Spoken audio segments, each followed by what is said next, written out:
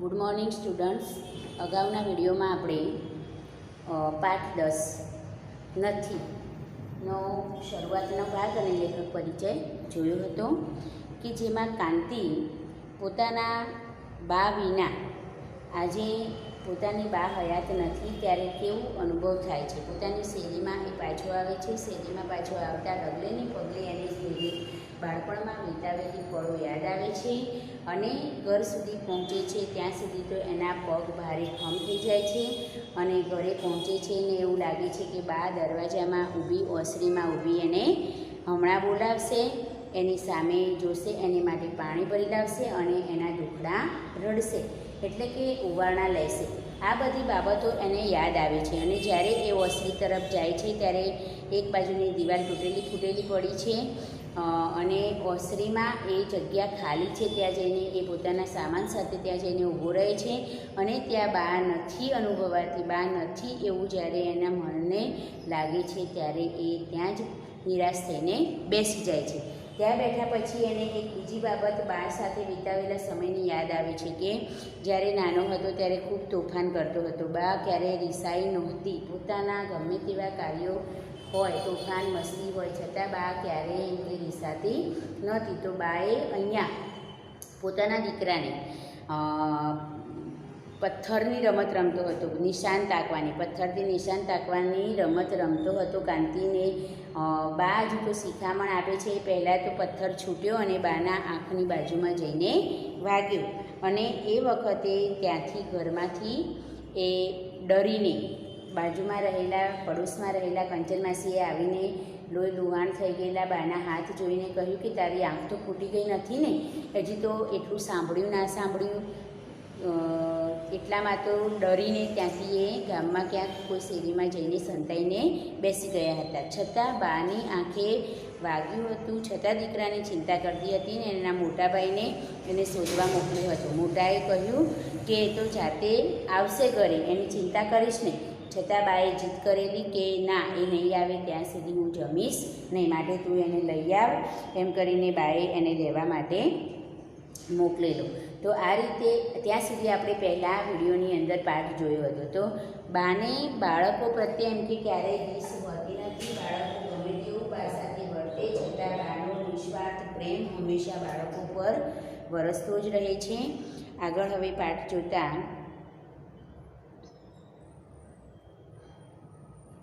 હરજીવન મિસ્ત્રીના ખાંચામાં સંતાઈને હું બેઠો હતો. ત્યાંથી અંધારું થયું ત્યારે મોટો એને પરાણે ઘેર લઈને આવ્યો. મોટો એટલે એના મોટા ભાઈ હિંમત. બાની આંખ ફૂટી ગઈ નહોતી. મોટો એને શોધીને થાકી ગયો હતો. ઠેઠ ગઢડા સુધી જઈ આવ્યો હતો. બાને એણે કહ્યું હતું કે એની મેળે થાકીને ઘેર આવશે, તું નકામી ચિંતા શા માટે કરે છે? પણ બાએ એક જ વાત પકડી રાખી હતી કે કાંતિને ઘેર લઈ આવ્યા પછી જ હું ખાઈશ.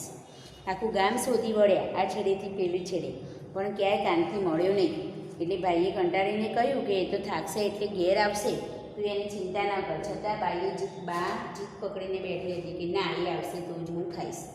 ત્યારથી કાંતિને ખાતરી થઈ ગઈ હતી કે બા ખીજાઈ જતી હતી, એને રીસ ચડી જતી હતી, પણ બહુ જલ્દીથી એને રીસ ઉતરી જતી હતી. બા ગુસ્સે થઈને ભલે બોલતી હતી, એને રીસ ચડી જતી હતી, પરંતુ બા ગુસ્સામાં બોલે એ થોડી વાર માટે જ, પછી તો એને એ ગુસ્સો શું થતો હતો, ઉતરી જતો હતો, રીસ પણ ઉતરી જતી હતી. અને કંચન માસીને તે દિવસે પોટલું આપી ગયા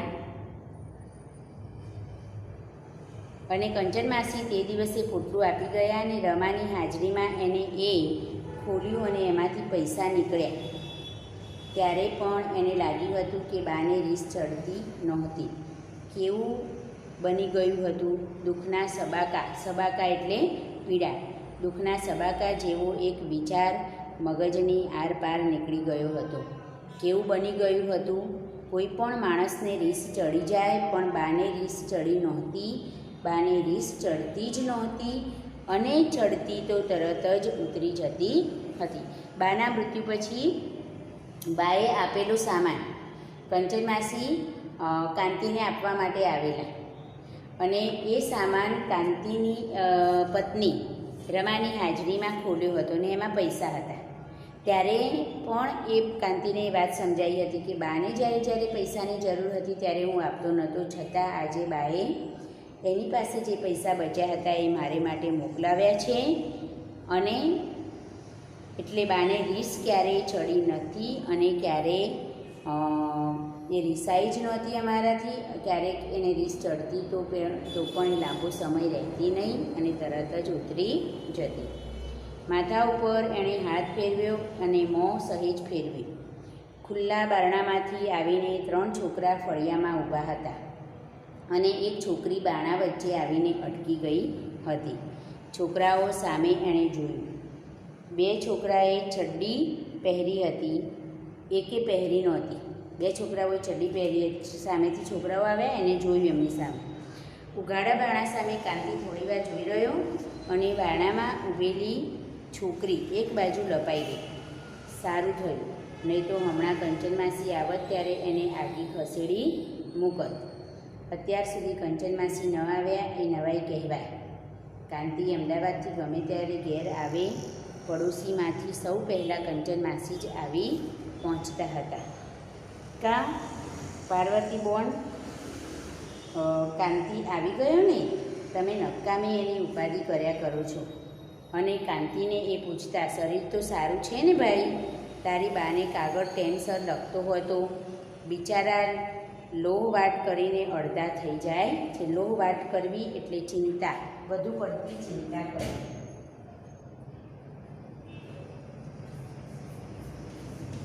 લોહ વાટ વધુ પડતી ચિંતા.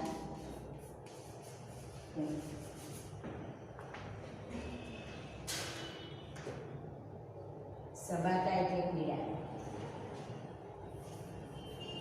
સબાકા એટલે પીડા. તો ગમે ત્યારે જેમ કે કાંતિ અમદાવાદથી ઘરે આવે એટલે તરત જ બા આવી જતા, કંચન માસી આવી જતા અને મને તબિયત વિશે પૂછતા અને બાને કહેતા કે લો, ખોટી ચિંતા કરતા હતા, આવી ગયો ને તમારો કાંતિ. અને પછી પાછા મને પણ કહેતા કે તારે ટાઈમસર એટલે કે સમયસર કાગળ લખતા રહેવું, તારી બા બહુ ચિંતા કરે છે. પણ આજે કંચન માસી આવ્યા નથી એટલે કાંતિને નવાઈ લાગે છે. કાંતિએ માથા ઉપર ફરીથી હાથ ફેરવ્યો. કોણ જાણે કેમ એને લાગ્યું કે એના વાળ ધોળા થઈ ગયા હતા. અરીસામાં જોયેલ પોતાના ચહેરાની સ્મૃતિઓ ઉભરી આવી હશે. ફળિયામાં ઊભેલા છોકરાઓ એના લુખ્ખા ધોળા વાળ સામે જોઈ રહ્યા હતા. છોકરાઓ, શું તાકી રહ્યા છો? એને કહેવાનું મન થઈ ગયું, વાળ ધોળા થઈ જાય. હું કંઈ જુવાન નથી, 45 વટાવી ગયો છું. એટલે છોકરાઓ કાંતિ સામે જોઈ રહ્યા હતા. એટલે કાંતિ છોકરાઓને ઉદ્દેશીને, છોકરાઓ શું જોઈ રહ્યા છો? હું કંઈ જુવાન નથી કે વાળ ધોળા ન થાય. 45 વર્ષ મારા વટાવી ચૂક્યો છું, એટલે હવે વાળ તો ધોળા થવાના જ ને. વાળ ધોળા થઈ જવા એટલે ઉંમર વધી જવી. વાળ ધોળા થઈ જવા.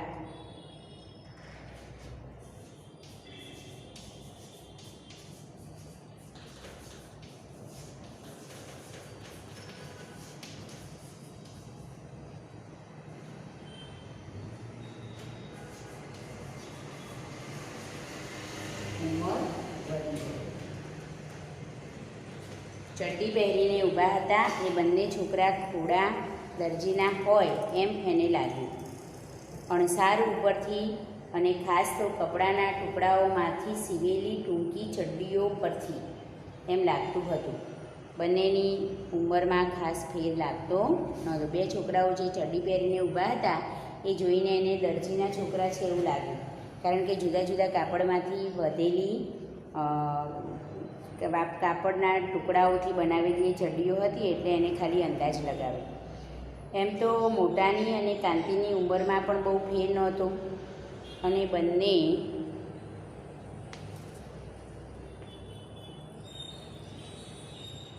બંને નાના હતા ત્યારે ખોડા દરજી પાસે જ ચડ્ડીઓ સીવડાવતા હતા. પછી અંદરો અંદર બંને ઝઘડતા હતા. એકે ચડતી એકેને થતી નહોતી. બા કહેતી, તમે જલ્દી મોટા થઈ જાઓ છો, એમાં દરજીનો બાપડાનો શો વાંક? બા પણ ખરી હતી. નવી ચડ્ડીને અને મોટા થવાને શું લાગે વળગે? ઘણીવાર બાને સાચું કહી દેવાનું એને મન થતું હતું. તું કાપડ પૂરું લઈ લેતી નથી ને, એ પરથી અમારો શું વાંક કાઢે છે? પણ બાને એથી કદાચ માઠું લાગે. બા વિધવા હતી, સ્થિતિ નબળી હતી. બાને માઠું લાગવાની હિંમત એ વખતે ચાલતી નહોતી, લગાડવાની હિંમત એ વખતે ચાલતી નહોતી. બાકી પછી તો એટલે માઠું લગાડવાની હિંમત ન ચાલવી એટલે લાગણી ન જ ઉભાવવી. તો અહીંયા કેમ કે માઠું લગાડવું એટલે લાગણી ઉભાવવી. માઠું ઉભરેલું છે, લગાડવું એટલે લાગણી ઉભાવવી.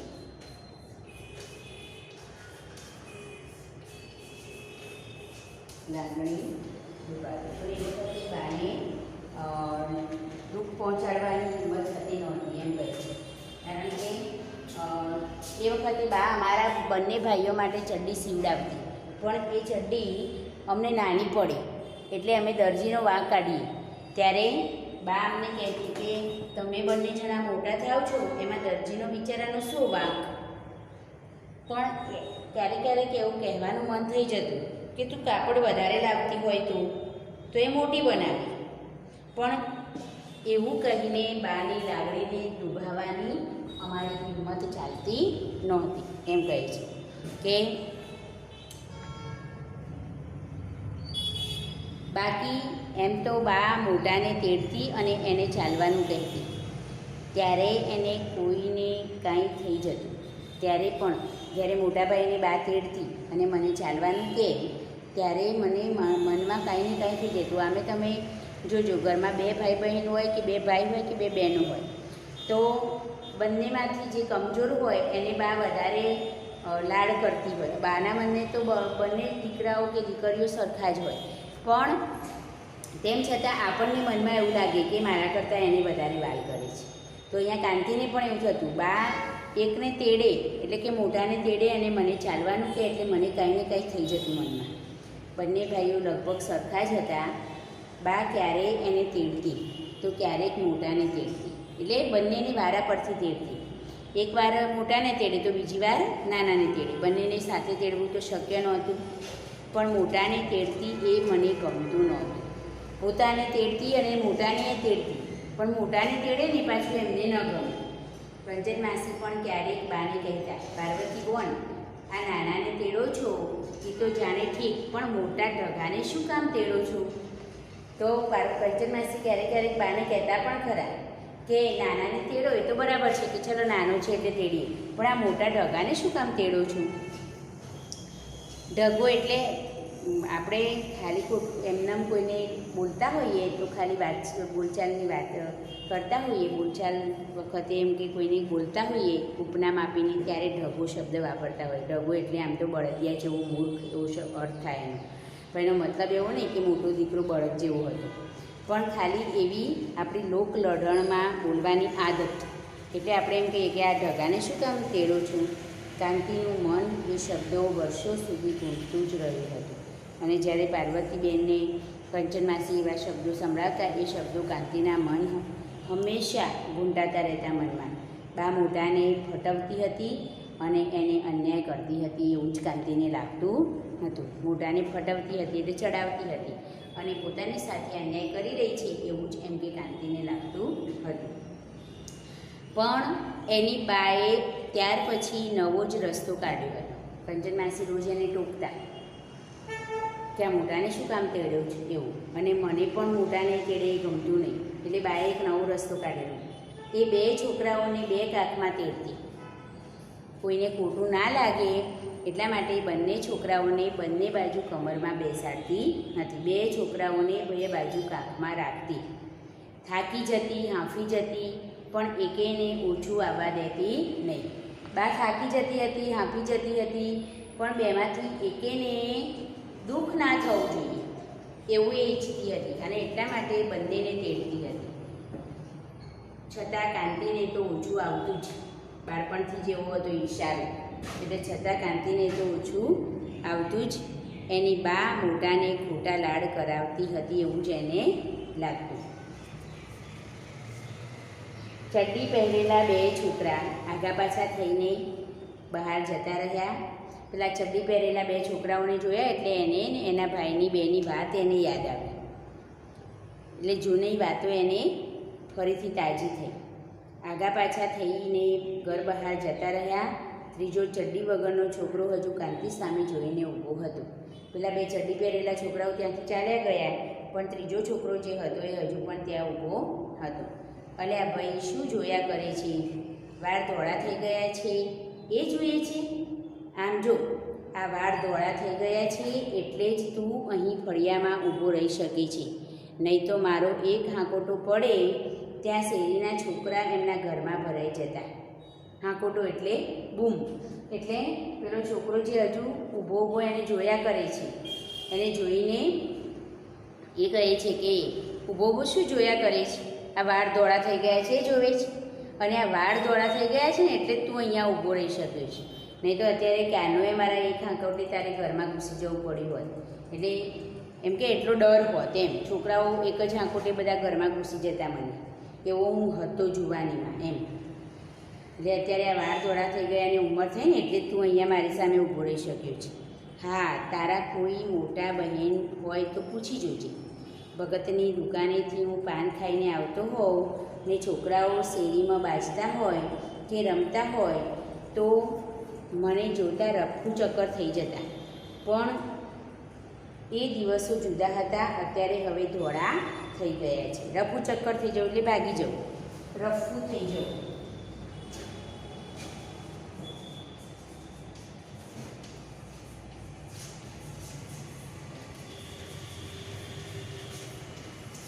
કાંતિ ઓલા છોકરો ઊભો છે ને એને સમજાવે છે કે તારા કોઈ ઘરમાં મોટા બહેન કે ભાઈ કે કોઈ હોય તો પૂછી જોજે એમને, અને એમને પૂછી જોજે કે કાંતિ પાન ખાઈને દુકાનેથી પાછું વળતો હોય એટલે છોકરાઓ શું કરતા એ તને કહેશે એમ. એટલે હું એમ કે અહીંયાથી પાન ખાઈને દુકાનેથી પાછો આવતો હોઉં ત્યારે બધા છોકરાઓ ત્યાંથી રફુ થઈ જતા, અને એ દિવસો જુદા હતા અને આજે દિવસો જુદા છે એમ કહે છે. રમા કહેતી, હવે 40 થવા આવ્યા, 42 થવા આવ્યા, 45 થવા આવ્યા. કાંતિના વર્ષોનો હિસાબ એ બરાબર રાખતી હતી. રમા કાંતિના કેટલા વર્ષ થયા એનો બરાબર હિસાબ રાખતી હતી. એટલે અડધી જિંદગી વીતી ગઈ, માથે ધોળા આવી ગયા, જિંદગી કાંઈ માણી નહીં. ડોસી ડાબલો રાખીને બેઠા છે, પૈસા એમના ગળેથી છૂટતા નથી. રમા એમના બા વિશે એવું બોલતી કે આખી જિંદગી પૂરી થઈ ગઈ પણ ડોસીએ ડાબલો દબાવી રાખ્યો છે કે એના હાથથી છૂટતો નથી, અને આખી જિંદગીએ કોઈ માણ્યું નહીં અને બીજાને માણવા દીધું એ નહીં. કાંતિને કહેવાનું થતું હતું કે બા પાસે પૈસા હોય ક્યાંથી? વિધવા બાઈ 2 છોકરા ઉછેરીને મોટા કર્યા, ભણાવ્યા, પરણાવ્યા, અને એની પાસે પણ શું હોય? અને ધારો કે એની પાસે પૈસા હોય તો પણ એ આપણા રહેલા તો નથી જ ને. આપણે જિંદગી માણવી હોય તો આપણે કમાવવું જોઈએ. રમા જ્યારે કહેતી ને કે આખી જિંદગી કશું માણ્યું જ નથી અને માણવા દીધું નથી, ડોસી રાબડો રાખીને દબાવીને પૈસા બેઠી છે, ત્યારે કાંતિને એને કહેવાનું મન થતું કે બા બિચારી પાસે પૈસા હોય ક્યાંથી? આખી જિંદગી બિચારી વિધવાબાઈ હતી અને પોતાના 2 છોકરાઓને ભણાવ્યા અને પરણાવ્યા અને ખર્ચા કર્યા, તો એની પાસે પૈસા ક્યાંથી હોય? એને હોય તો એ કદાચ એ આપણી કમાણીના તો નથી જ ને. તારે જો આનંદ માણવો હોય એની જિંદગી જીવવી હોય તો આપણી કમાણીથી માંગ એમ કહેવાનું મન થતું, પણ કશું બોલતો નહીં. માણવી હોય, આપણી જિંદગી માણવી હોય તો આપણે કમાવવું જોઈએ. પણ રમા સાથે દલીલ થઈ શકે તેમ નહોતું. રમા પાસે બહુ અટપટો હિસાબ હતો. ભણ્યા પછી બીજા જ વર્ષે કાંતિ અને રમા ગામડું છોડીને અમદાવાદ ગયા હતા. ભણ્યા પછી બીજા જ વર્ષે રમા કાંતિને લઈને ગામડું છોડીને અમદાવાદ આવી ગઈ હતી. મોટા એક વખતે બા સાથે રહેતો હતો. મોટો ભાઈ બા સાથે રહેતો હતો. કાંતિને એ વખતે મિલમાં નોકરી હતી. કાંતિને મિલમાં નોકરી હતી. કાંતિ દર મહિને બાને પૈસા મોકલતો હતો. એની એ ફરજ હતી. દર મહિને બાને પૈસા મોકલવા એ એની ફરજ હતી. એ એક બે વર્ષ માંડ પૈસા મોકલ્યા હશે, પછી મિલની નોકરી એની છૂટી ગઈ અને બા સાથેથી મન પણ વછોડાઈ ગયું હતું. એટલે 2 વર્ષ જેવું થયું હશે મિલની નોકરી અમદાવાદ ગઈ. મિલની નોકરી પછી એની છૂટી ગઈ અને બાને પર જે લાગણી હતી એ પણ ઓછી થતી ગઈ. ગાય પાસેથી વાછરડાને વાળી લે એમ ખૂબીથી રમાએ એને વાળી લીધો હતો. ગાયને વાછરડાથી જેમ અલગ કરવામાં આવે એવી રીતે રમાએ પણ એટલી જ કુશળતાથી પોતાની બાથી કાંતિને અલગ કે અળગો કર્યો હતો.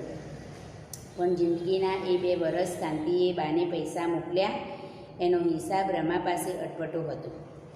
એટલે 2 વર્ષ સુધી કાંતિએ બાને જે પૈસા મોકલ્યા એનો હિસાબ પણ રમા રાખતી હતી.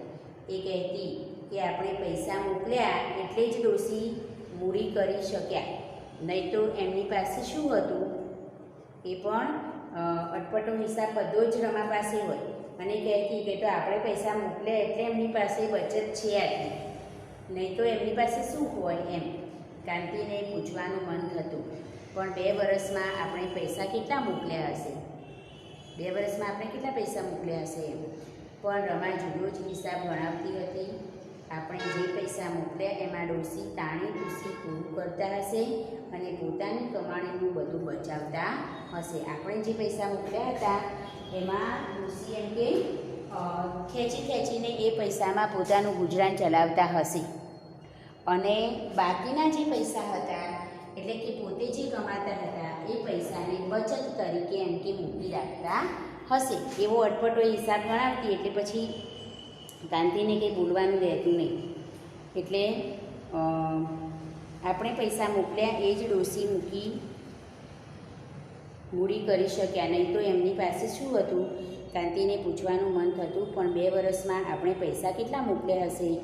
પણ રમા જુદો જ હિસાબ ગણાવતી હતી. આપણે જે પૈસા મોકલ્યા એમાં ડોશી તાણી તૂસી પૂરું કરતા હશે અને પોતાની કમાણીનું બધું બચાવતા હશે. એ કંઈ ઓછા કસબી નહોતા. કસબી એટલે નિપુણ, એ પણ કંઈ ઓછા નિપુણ કસબી નિપુણ.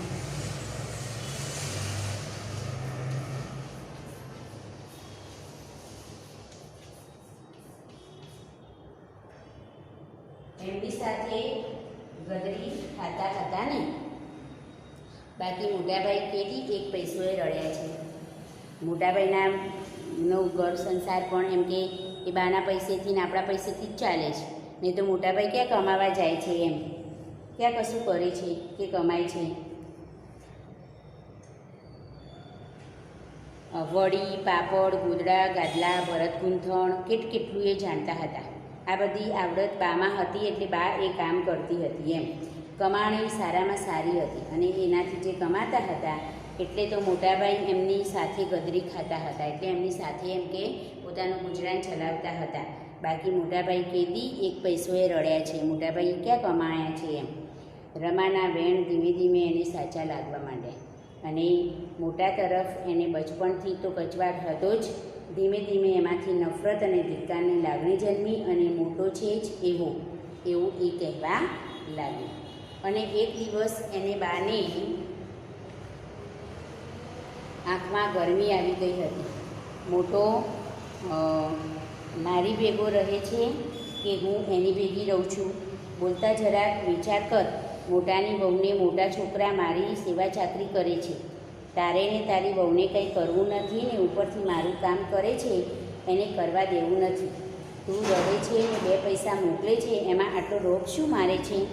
જા, પૈસો એ મોકલતો નહીં. તારો પૈસો મારે આજથી હરામ છે. બા રડી પડી હતી અને રસોડામાં ચાલી ગઈ હતી. એક દિવસ એમ કે મેં મોટાભાઈ ઉપર રોષ કર્યો અને તમે કશું કમાતા નથી ને બાના પેટનું રદડી ખાવ છો ને એવું કહ્યું. એટલે બાએ મારા પર ગુસ્સો કર્યો હતો. એને કહ્યું હતું કે મોટો અને એના છોકરા અને એની વહુ મારી સેવા ચાકરી કરે છે. એટલે તું ને તારી વહુ તો અલગ રહે છે, સેવા ચાકરી કરતા નથી અને ઉપરથી એ કરે છે એને કરવા દેવી નથી. જા, 2 પૈસા મોકલી છે એમાં આટલો રોફ શેનો જમાવે છે કે મારે તારા પૈસા આજથી હરામ છે, એટલે આજથી હું તારા પૈસા લઈશ નહીં કે વાપરીશ નહીં, એવું બાએ નાણાને એટલે કે કાંતિને સંભળાવી દીધું. રોફ જમાવવો એટલે રૂઆબ, રોફ એટલે રૂઆબ કે ધમકી, રોફ બતાવવું, રૂઆબ કે ધમકી. તો એક 2 પૈસા મોકલે છે એમાં આટલો રોફ શેનો જમાવે છે?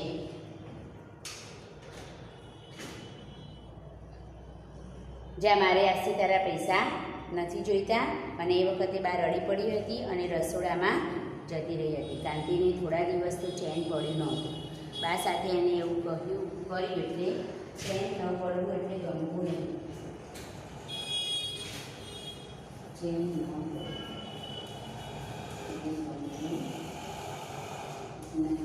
એટલે કાંતિને બા સાથે એવું વર્તન કર્યું કે થોડા દિવસ તો એને ગમ્યું નહોતું. પણ પછી રમાએ મલમ પટ્ટા કરીને બધું ઠીકઠાક કરી દીધું હતું. એ બનાવ બન્યો પછી કાંતિનું અમદાવાદથી વતનમાં જવા આવવાનું ઓછું થઈ ગયું હતું, ને પછી તો સાવ જ બંધ થઈ ગયું હતું. એ દિવસે બાની સાથે ચર્ચાચર્ચી થઈ. એનું દુઃખ કાંતિને ઘણું હતું, પણ પોતાની પત્ની એટલે કે રમાએ મલમપટ્ટી કરીને એટલે મીઠા મીઠા વેણ બોલીને કાંતિના એ દુઃખને એમ કે એને ભૂલાવી દેવડાવ્યું હતું. અને એ દિવસ પછી તો એને ગામમાં પોતાના વતનમાં જવાનું આવવાનું બધું જ બંધ કરી દીધું હતું. પછી જો કે બા સાથે થોડોક વખત મનમેળ પણ થયો હતો અને ક્યારેક ક્યારેક એ પૈસા પણ મોકલતો હતો, અને 1-2 વાર મોટા સાથે ઝઘડો પણ થયો હતો. પણ પછી વતનની દિશા લગભગ બંધ જ થઈ ગઈ હતી. પછી થોડા દિવસ પછી થોડા સમય પછી બા સાથે મનમેળ થયો, પાછું પૈસા પણ મોકલતો હતો, પણ પાછી મોટા જોડે ઝઘડો થયો અને પછી તો વતનની દિશા જ એને લગભગ બંધ થઈ ગઈ હતી. એટલે જવા આવવાનું વ્યવહારનું બધું બંધ કરી દીધું હતું. છેલ્લા કેટલાક વર્ષોથી બા વતનમાં એકલી રહેતી હતી. મોટો રાજકોટમાં નોકરી કરતો હતો. બા એની સાથે રહેવા ગઈ હતી, પણ શહેરમાં ફાવ્યું નહીં એટલે પાછી ગામડામાં આવી ગઈ હતી. અને પછી મોટો રાજકોટ રહેવા ગયો તો બા એની સાથે રાજકોટ પણ ગઈ હતી, પણ શહેરમાં એને ફાવ્યું નહીં એટલે પાછી એ પોતાના વતન આવી ગઈ હતી અને હવે એ ગામમાં જ રહેતી હતી. તો આજે આપણે જ્યાં સુધી આ પાઠ જોયો ત્યાં સુધી તમારે લેખક જેટલા પ્રશ્નો બને હેતુલક્ષી પ્રશ્નો, મિનિમમ તમારે 7 પ્રશ્નો બનાવવાના, હેતુલક્ષી પ્રશ્નો બનાવવાના ને એના આન્સર લખવાના. બાકીનો પાઠ આપણે પછીના વિડીયોમાં જોઈશું. Okay, thank you.